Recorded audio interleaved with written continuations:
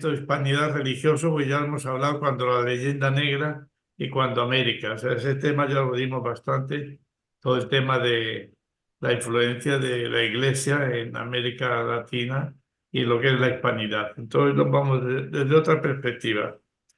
¿Qué es la hispanidad? Escribe Jesús Ángel Rojo, autor de Cuando éramos invencibles, que el de octubre de 1492 es una fecha señalada en el corazón de todo buen hispano, cuyo resultado es el acontecimiento más trascendental de la historia de la humanidad después del nacimiento de Jesucristo, conocido como el descubrimiento de América.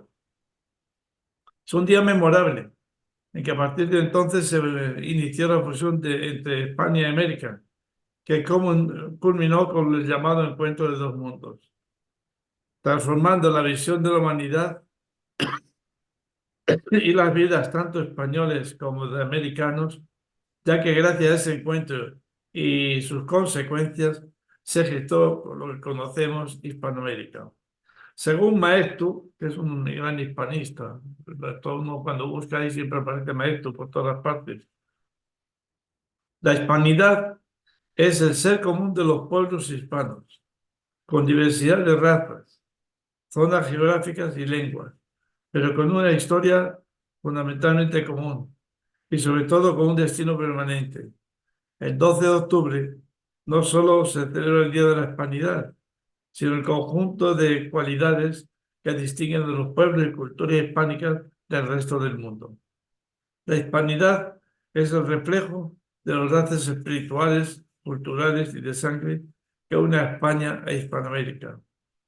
Sin embargo, son las ideologías más destructivas las que amenazan constantemente el concepto de hispanidad, intentando imponernos una historia falsa y mentirosa con el propósito de romper los lazos que nos unen y imponiendo a veces el odio y la división entre hermanos. Bueno, este sería como la clave de lo que es la hispanidad. Los dos, tanto Maestro como este Ángel Rojo, pues hablan de una fecha, 1492. Este año se produjeron dos acontecimientos extraordinariamente relevantes para la historia de la humanidad y España fue la protagonista. Primero, el fin de la presencia musulmana en la península ibérica, con la conquista de Granada. Y segundo, el descubrimiento por Colón de las Indias Occidentales, un continente hasta entonces desconocido, que muy pronto comienza a llamarse América. De este modo, los reyes católicos protagonizaron el inicio de una nueva era en el mundo, que a lo largo de 2 siglos la dirigieron los Austrias, hasta que el destino quiso que se produjera un cambio trascendental en España y sus islas, cuando un rey francés logró acceder a la monarquía hispánica. Una pirueta del destino. O sea, recuerden que el Tratado de Utrecht, con la guerra de sucesión, no de secesión, sino de sucesión, pues eh, los Austrias, por una parte, archiduque de Carlos, los Borbones por otra, Felipe V. A Felipe V le apoya Francia, que está en ese momento en auge, con los 14. Y por otra parte, pues está el archiduque apoyado por a todo lo que era Europa, y especialmente Inglaterra. El Tratado de Utrecht fue curioso porque pone paz y sale, entre comillas, sale vencedor los Borbones y entra ya a gobernar en España. Pero ese tratado, curiosamente, le da Gibraltar a Inglaterra, le da Menorca a Inglaterra y le da algo muy importante, por lo menos para Panamá y para América.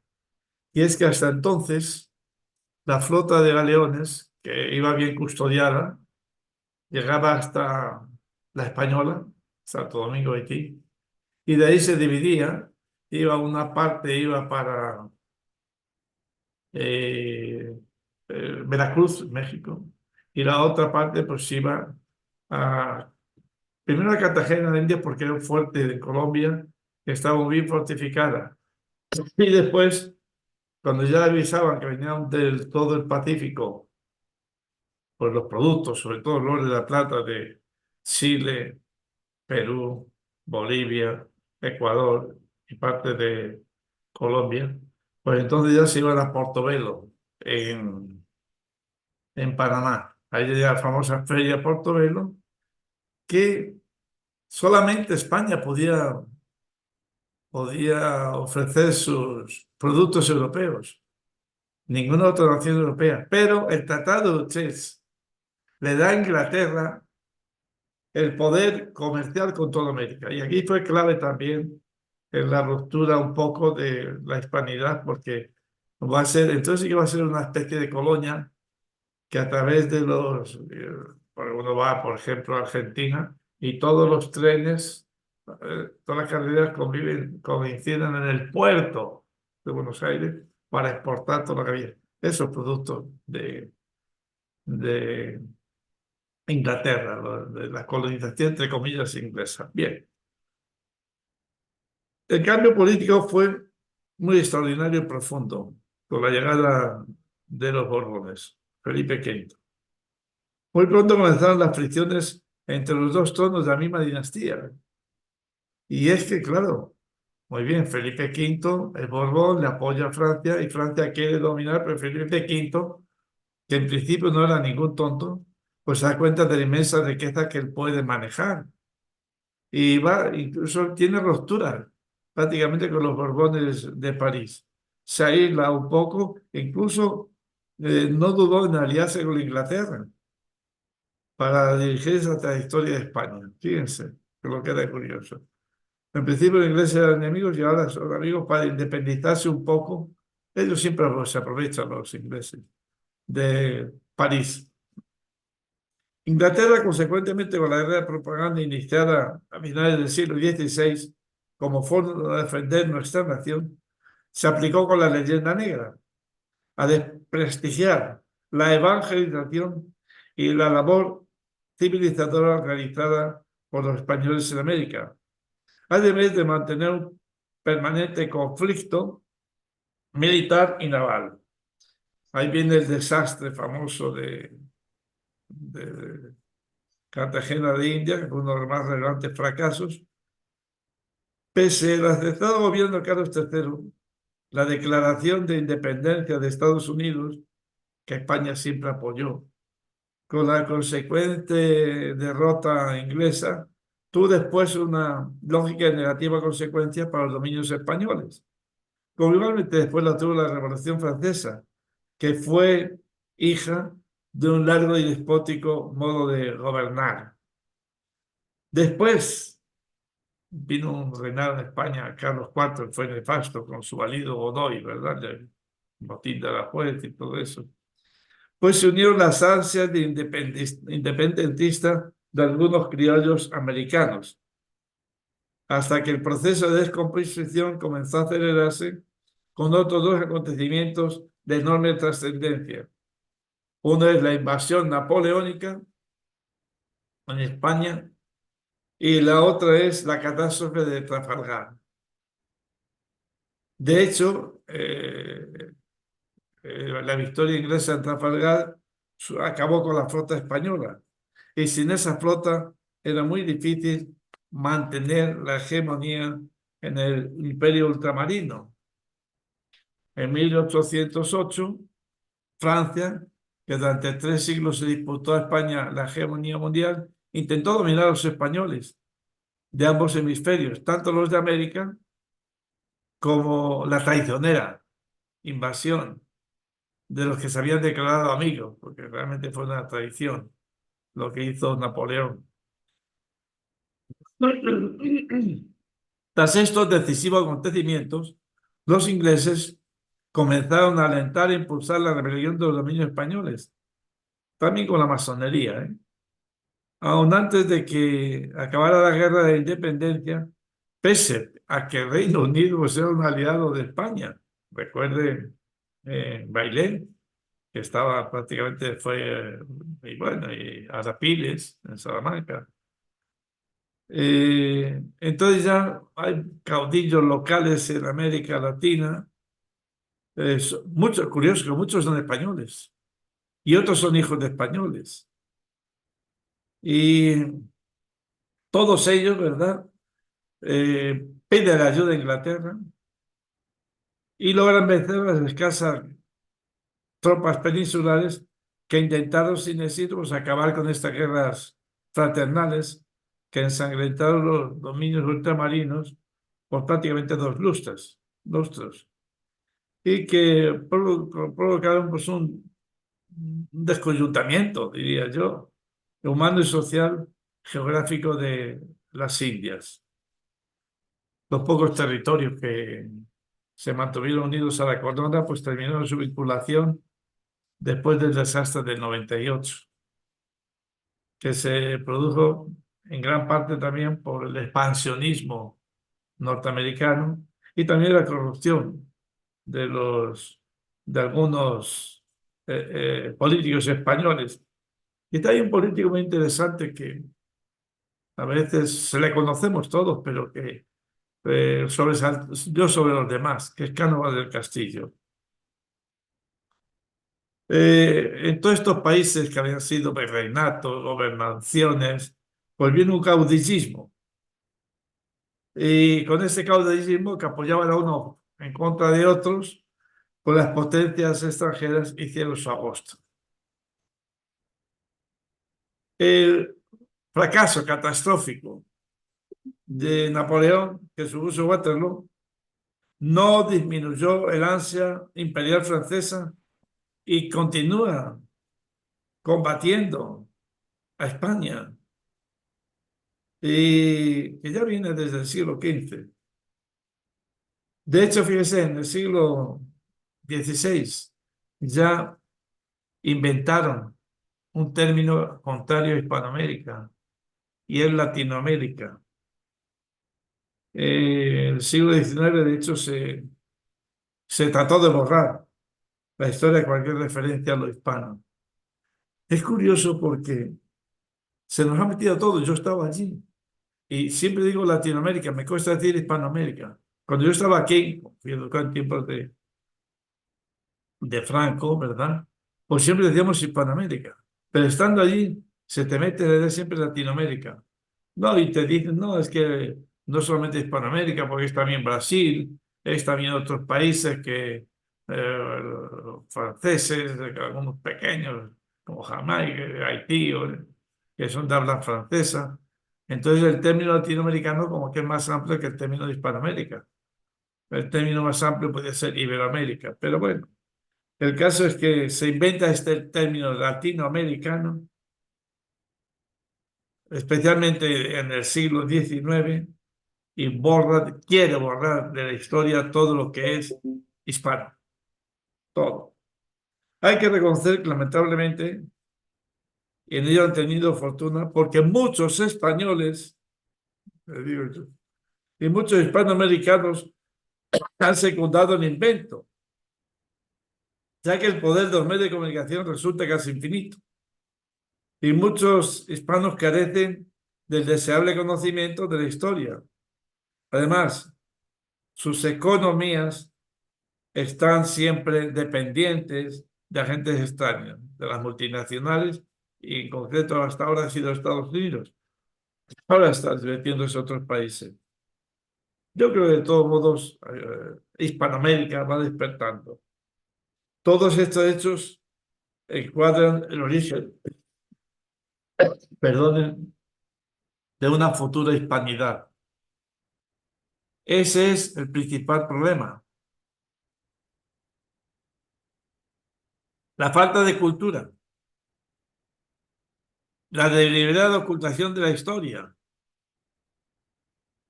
Y aunque Cánovas del Castillo, con motivo del centenario, el cuarto centenario de el descubrimiento del encuentro de las culturas, inició el reconocimiento de la importancia que tenía la civilización española, incluso en Estados Unidos.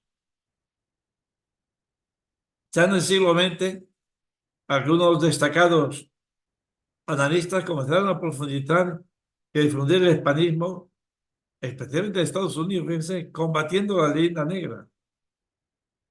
Hay alguna gente como María Elvira Roca María que tiene dos obras interesantes: La imperiofobia o leyenda negra y la fracasología, que hablan de lo que representa realmente España en el mundo, en la concepción del mundo, en la edad moderna. Eh, Hay un caso interesante que tratan de renovar, de fortalecer la idea de España. En Estados Unidos, fijaros, durante 228 años estuvo olvidado un señor, Bernardo Gálvez, en Norteamérica. Sin embargo, estos hispanófonos y estos norteamericanos que, valorando los hispanos, lograron colocar en el Capitolio como ciudadano honorario de Estados Unidos el cuadro de este señor. Aquí ni le conocemos siquiera prácticamente. Y todo esto se debió al estudio de la historia y el entusiasmo de este grupo de españoles y norteamericanos, que los políticos de la democracia más grande quizás del mundo, pues les escucharon y mire cómo logró valorarse a este señor dentro del Capitolio de Estados Unidos. Pero ante este éxito, habría que impulsar otras acciones de fondo, como son las autoridades, medios de comunicación, el cine, radio y televisión, que tratan de eliminar todo lo que es el concepto, la palabra Hispanoamérica y siempre es latinoamericano. Yo creo que deberíamos de hacer un esfuerzo, por ejemplo, hablar, que en Estados Unidos se habla de los hispanos, en lugar de Latinoamérica. Y debería ser la palabra hispano en vez de latinos. De hecho, España lo tuvo todo, agrupó en virreinatos, en provincias, como las penínsulas. O sea que era prácticamente una extensión de España. Por eso los españoles, y para los ciudadanos de cualquier nación de origen hispano, resulta, yo diría que imperiosamente necesario, y yo creo que es ineludible, continuar recuperando la verdadera historia sobre la hispanidad. Ojalá, ojalá que los populismos y la falta de cultura, incluso de muchos españoles, no impidan que este necesario revisionismo termine. Eso hace falta. Yo creo que en los últimos años pues se está experimentando, especialmente aquí en algunos grupos de América Latina, porque en realidad me digo América Latina en vez de Hispanoamérica, me sale. Eh, hay libros en todas las escuelas, en concreto en Panamá, pero en las venas abiertas de América Latina, que se leen en todas las escuelas y es una atroz contra la colonia española, contra la conquista española. Y todos los muchachos se quedan con eso. Fíjense, en tiempos de Franco, mucha gente se daba muchas becas a los profesores de historia que venían aquí y trataban de dar una visión de la colonia muy diferente de la que en estos momentos se está dando. Era gente formada en España, en la historia de España, y esta gente trataba en sus universidades. Yo fui experto, pero allí hice yo historia de América Latina y de Panamá. Y fui consciente de que varios profesores que habían estudiado en España, cómo hablaban bien de España. Y venían de vez en cuando a España. y todo había sido con becas que se había dado en esa época para estudiar en la Universidad Española. Pues bien, este fenómeno de conciencia de hispanidad tratará de reaccionar al envite de la leyenda negra hispanófoba y en particular los intentos de prestigiar el 12 de octubre como fiesta de la hispanidad y vincularla con un supuesto genocidio.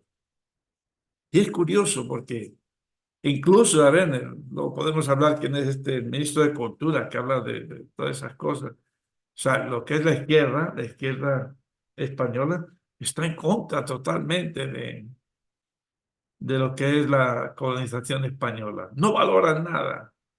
Fue genocidio contra los indígenas.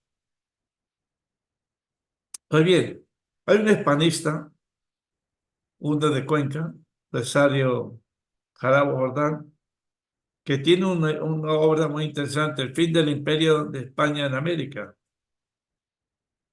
Él ha divulgado y se esfuerza por divulgar el pensamiento hispánico en varias películas de YouTube acerca de lo público de la historia de España y lo que es la hispanidad.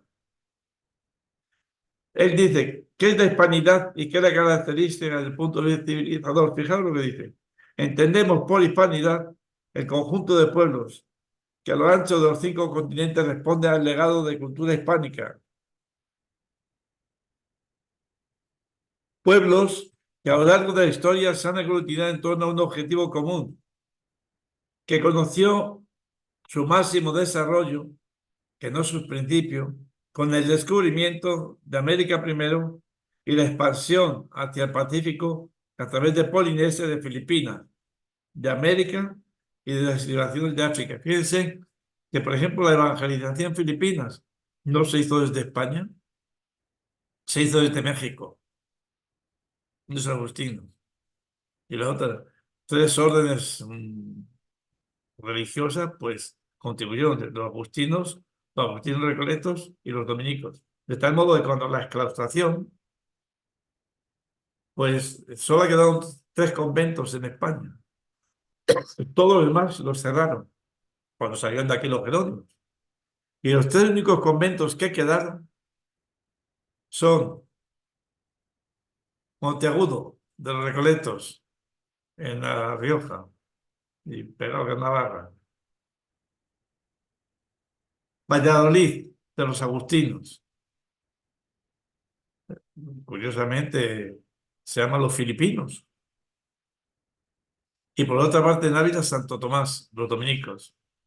Estos 3 conventos no los cerraron, y la razón por la que no los cerraron fue porque era el único contacto serio que había de la metrópolis España con Filipinas, y los mantuvieron. Es más, la provincia donde está Agustín en las Filipinas, el provincial vivía en Filipinas, pero no provincia española, que sigue todavía cuando ya nos hemos unido, que tiene un museo precioso. Si van a Valladolid alguna vez, pueden ver el museo oriental que tienen allí. Fijaros lo que era interesante en Filipinas. Para poderse ordenar, tenían que saber 1 o 2 idiomas de Filipinas. Para sacar el título de teología, 3 idiomas. Y de doctorado en teología, 3 o 4 idiomas. De tal manera que la evangelización se hizo en los idiomas propios, en Filipinas. En América también se hizo mucho de eso, pero en Filipinas es curioso esa realidad. Claro, cuando llega la independencia en Norteamérica se invade, como no había el castellano no se hablaba más que en algunos lugares, mandaron miles de maestros, enseñadores de inglés, y entonces se llaman Rodríguez, pero no saben hablar español. García, y no saben hablar español. Todos los apellidos son españoles, pero no hablan inglés. Bueno, qué es la hispanidad y qué le caracteriza de como civilización? Si de alguna forma queda insinuado lo que hemos dicho, no crean que es la geografía, que es ciertamente, ¿verdad? Como te he dicho, Polinesia, Filipinas, América, estribaciones de África incluso. No es ese el argumento principal de la hispanidad, sino la concepción de la vida que desde el primer momento supo determinar que entre los seres que se contactaban en los sucesivos descubrimientos había un especial interés, el hombre. Ese hombre es el objeto de hispanidad. Ese hombre puede ser evangelizado y debe ser evangelizado porque es de la reina, súbdito real. Allí es donde encontraban seres inferiores que no podían, en otros lugares pues eran esclavizados, eliminados. La hispanidad supo encontrar hombres que, si no en pocas ocasiones, estaban muy poco evolucionados culturalmente, tenían capacidades de sobra para poder ser catalogados como humanos. Es distinto de los otros grupos. Por ejemplo, en España, en Panamá hay dos tipos de negro. El negro colonial y el negro antillano. El negro colonial es marrón, muy mezclado. Habla español y es católico. El negro antillano que fue a las fincas bananeras y que fue al canal, habla inglés, es negro puro, negro betún, no tiene mezcla ninguna y no se siente identificado ni siquiera con a pesar de ser latinoamericano, no se siente identificado. Su ilusión siempre fue Norteamérica con ellos. Fue la reina Isabel la Católica quien determinó que se trataba de personas, que ella en persona protegería y para ello no dudó en castigar con severidad a quienes se atrevieron a esclavizarles.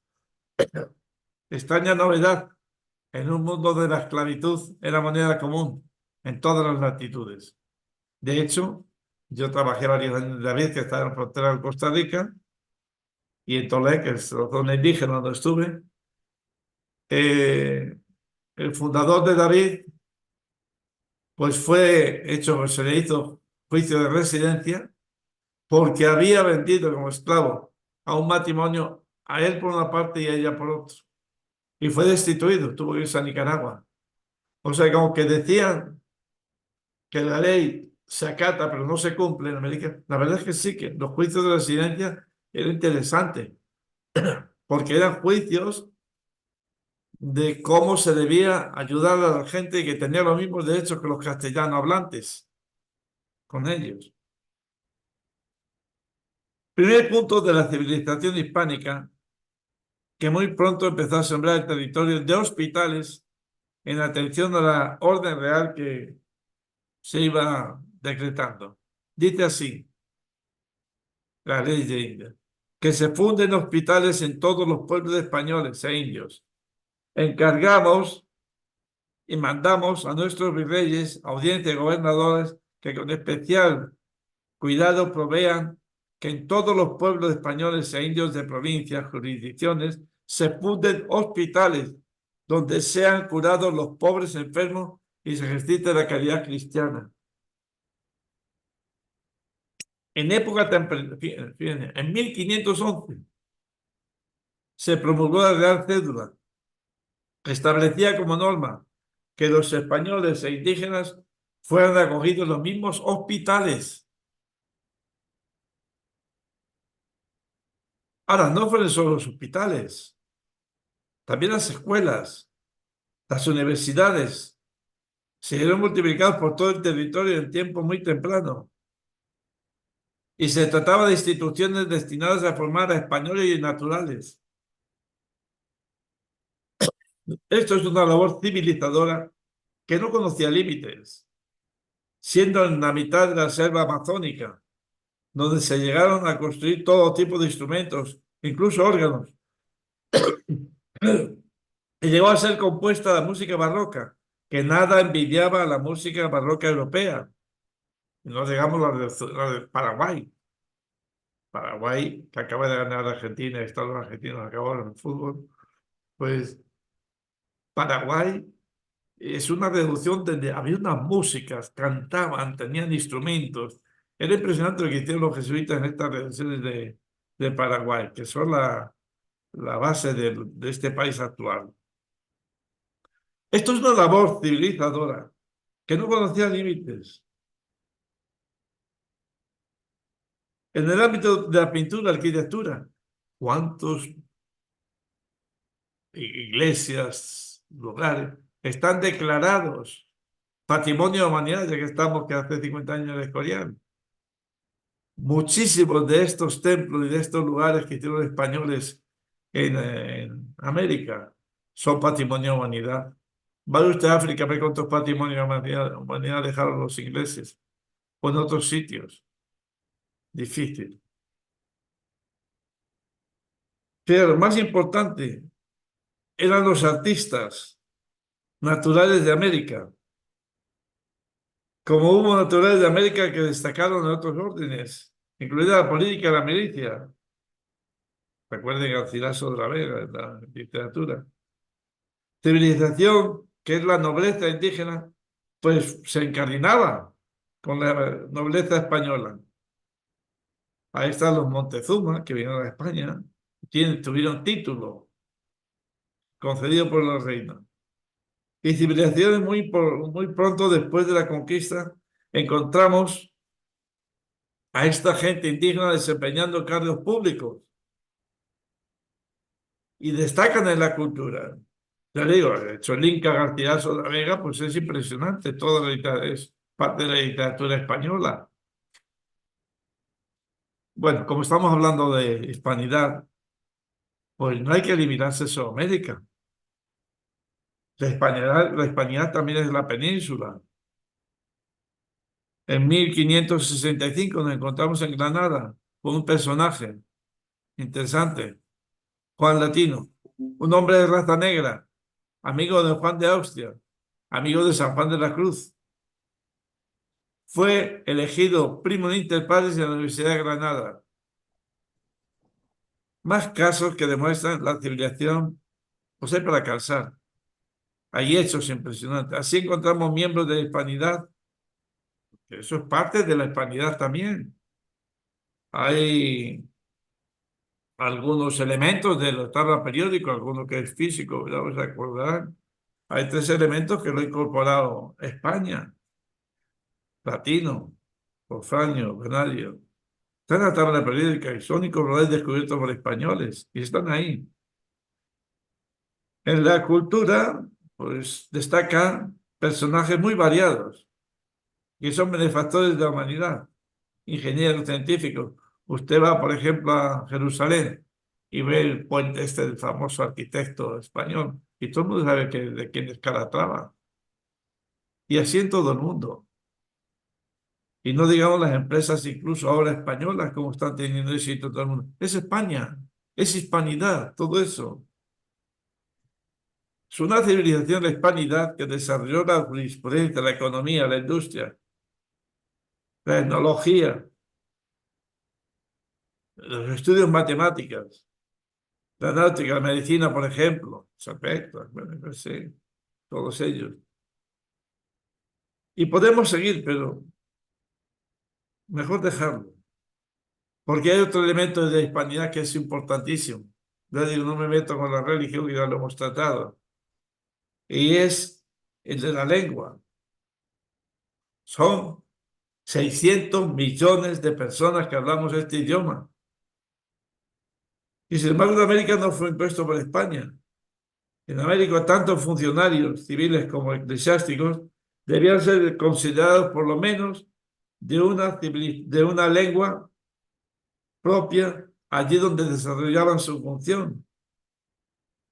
Y no digamos ya, como se ha dicho, en Filipinas, pero en América es igual. Aquí está el libro en la biblioteca.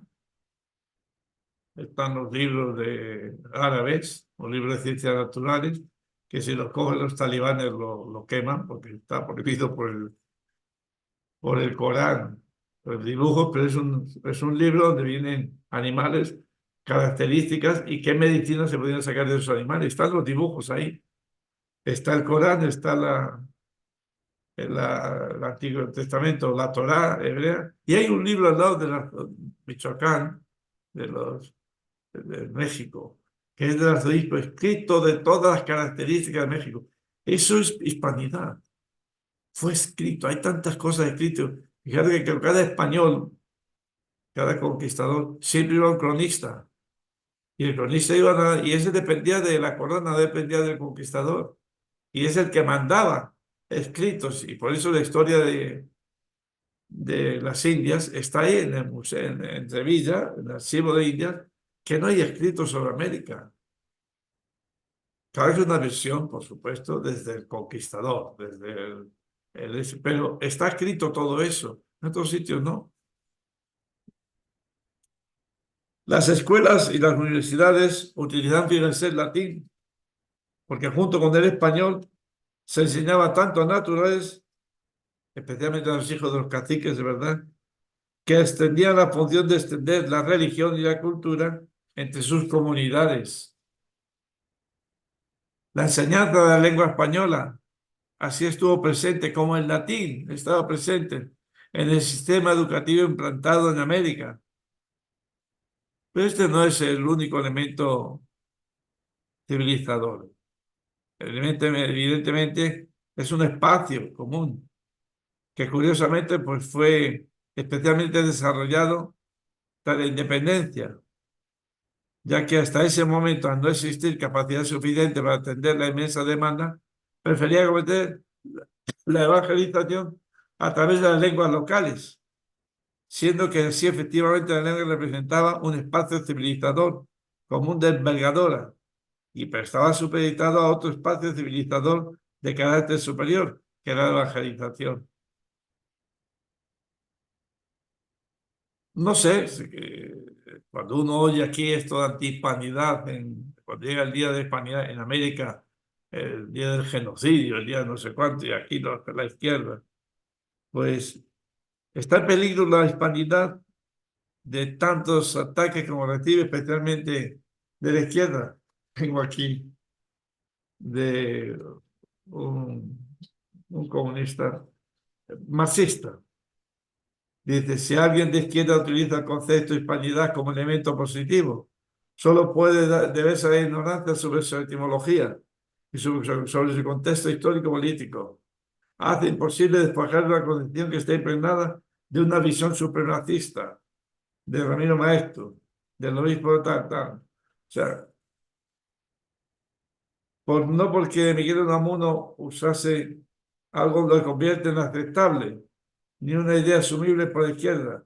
Adorar mitificar la historia de España solo es posible desde unos postulados nacionalistas que buscan victimización y la glorificación de un pasado histórico que, como todos, tienen luces y sombras. Asumir la propia historia como un proceso desmitificado es lo que se debe exigir a la izquierda ilustrada, racional. Pero no nos engañemos, las más de las veces uno se debe a la ignorancia y sucede únicamente esta generación. Bueno, está hablando que incluso la izquierda tiene un problema, porque no se atreve a ir contra la hispanidad totalmente. Así que va. Al final dice más. La hispanidad, dice este señor, no está dormida. Pero dudo que tras de 3 siglos de exitosos ataques que le han infligido sus enemigos, pues podamos determinar que sí que está en peligro. Debemos despertar. Debemos hacerlo ya si no queremos que efectivamente ese letargo acabe convirtiéndose en muerte. Y la pregunta, no es verdad, sino medias, porque el ataque que recibe la hispanidad proceden también de la derecha como de la izquierda. Entiendo que los ataques que permanentemente recibe la hispanidad son producto del padre, que es la madre de la derecha y de la izquierda, que es el liberalismo, o mejor dicho, la ilustración. La ilustración, si no fue creada para combatir España, al menos da la sensación cuando lo estudiamos. La ilustración, padre y madre de los sistemas políticos de que lo conocemos como izquierda y también incluso como derecha, son la negación de la hispanidad. Solo es necesario instruirse para darse cuenta de que lo que estamos diciendo es parte de la verdad. Fíjense, es curioso, y a esto les va a recordar a algún político actual. La Ilustración, Diderot, Malenchón, Lenin, por citar tres, proclama que la mentira es una virtud y lo hace directamente sin engaños, sin segundas intenciones. Algo raro, por cierto, pero real. A partir de esa premisa, es culpable quien crea una palabra procedente de un ilustrado. La mentira es parte. Tenemos un político muy clarito con la mentira, ¿verdad? Que en España, que hace virtud de ello. No interpretar estas cuestiones es el verdadero peligro de la hispanidad y de la humanidad. Hay una pregunta que ya lo hablamos en la otra vez, que no es ahora, si debe pedir perdón por la conquista de América, como dice este señor y esta señora de México. Yo creo que ya lo hablamos cuando hablamos de la leyenda negra, no tiene sentido el pedir perdón. Imagínense, como si pidiéramos pedir perdón a Italia porque los romanos invadieron, etcétera. Hay un colombiano, Pablo Victoria, que conoce la historia muy bien y dejó una idea incuestionable. El imperio español puede y debe ser reconocido como imperio generador y los imperios europeos, unos más y otros menos, pueden y deben ser reconocidos como imperios depredadores. El dominio de la comunicación y de las clases dirigentes de la hispanidad, por otra parte de los enemigos de la hispanidad, no solo ha puesto en sus manos todos los medios económicos de la hispanidad, sino también ha hecho un relato de la historia que afecta a España, en contra de España. La historia, que en el caso de España está escrita mayoritariamente en latín, muy especialmente hasta el siglo XVIII, nos ha sido ocultada sistemáticamente. Y para ello, pues se elimina el latín en el programa educativo y así no se puede conocer realmente la historia, la opinión de este señor. Este ha sido solo un paso. No es menor, porque a raíz de ahí, pues han hecho creer en el pueblo hispánico la creencia de nuestra propia inferioridad. Un pueblo que ha dado filosofía, jurisprudencia, arte, ciencia, es presentado como una colección de patanes por las propias élites dirigentes y por los propios gobiernos de España, al menos desde el principio del siglo XIX hasta hoy. Este desconocimiento nos ha presentado como propio, y es lo peor, que nosotros lo hemos asumido, los vicios que caracterizan muy en concreto al Imperio Británico y también a otros, quizás el francés un poquito menos. Ellos sí han sido colonialistas. Debemos señalar que es colonia y colonia desde el siglo XVII. Hicieron allí donde llegaban una factoría en la costa, rodeada de una fortaleza, en ocasiones contadas, un hospital que solo atendía a ingleses, holandeses o franceses y poco más. Con estos medios garantizaban el expolio del territorio en derredor y se garantizaba la huida o con pocas pérdidas si las condiciones resultaban contrarias. Eso sí fue un imperio depredador. No es el caso de España, que asentada a centenares de kilómetros de la costa, levantaba templos, levantaba escuelas, levantaba hospitales, trazaba caminos, y todo para el servicio de la población española y natural. Eso no es una colonia. Eso es generar, ampliar países, el sentido de país. Y en este sentido podríamos hablar de muchas cosas que son propias de un imperio depredador, genocidios inverosímiles, hambrunas provocadas, tráfico de esclavos zoológicos con personas, el pago de 5 libras por cabellera a un indio, cacerías de indígenas organizadas, proclamación del mejor indio es al indio muerto. Frente a todo eso, el imperio, generación, España, pone las leyes de Indias, los hospitales, las escuelas, y que España no fue imperio, ya que los reyes de España jamás fueron emperadores. Incluso Carlos V era emperador de Alemania, pero era rey de España. Fijaros aquí en la gloria de Duca Jordán, en la escalera principal, está Carlos V con las dos coronas, la corona imperial más grande y la corona de España, y detrás está Felipe II con ellos. ¿Cómo vemos el futuro de la hispanidad? Yo creo que es positivo. Si estudiamos un poco de verdad la historia de España, si comenzamos a valorar lo que hemos sido y lo que somos, si logramos que estos agentes sempiternos y externos no nos colonicen la mente, tener la seguridad de que la hispanidad tiene futuro. De hecho, ya hay grupos que están hispanistas en todos los países. Pero bueno, está el Instituto Cervantes, que creo que en algún país ha puesto que es contra España. Y está el director del Instituto Cervantes en uno de los lugares de este gobierno, en el Instituto Cervantes. Tenemos sobrada capacidad para participar en el mundo con voz propia, como hombres libres, pero debemos de esforzarnos liberarnos de esa colonización que incluso nosotros nos creemos, de que todo lo hemos hecho mal, cuando ha sido maravillas lo que muchas veces hemos hecho. Bueno, ahora podemos hablar de este tema, a ver qué es lo que opinan ustedes. ¿Qué les parece eso de Hortazun? El elemento que es el ministro de Cultura, creo que es, ¿no? Que quiere descolonizar los museos y la historia española. Qué demento. O sea. Pero fíjense, es el ministro de Cultura. Es el ministro de Cultura.